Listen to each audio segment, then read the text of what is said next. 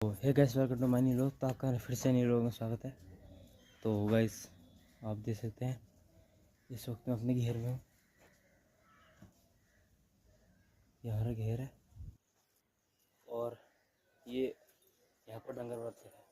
और आज रात बैल ने इस पर सींग मार दिया था गेट पर, तो ये तोड़ दिया बैल ने। तो थोड़ी देर में मिस्त्री को बुलाकर इसको ठीक करवाते हैं। तो फिलहाल आज हम गोबर भर रहे थे, तो ये भर चुका है।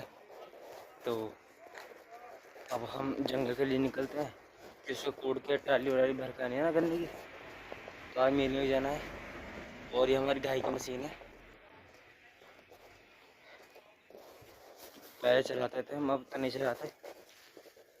अब हमने बंद कर दिया, किराए पर जाती है अब जो। तो ये देख सकते हैं। तो मिलते हैं गाइस जंगल पर।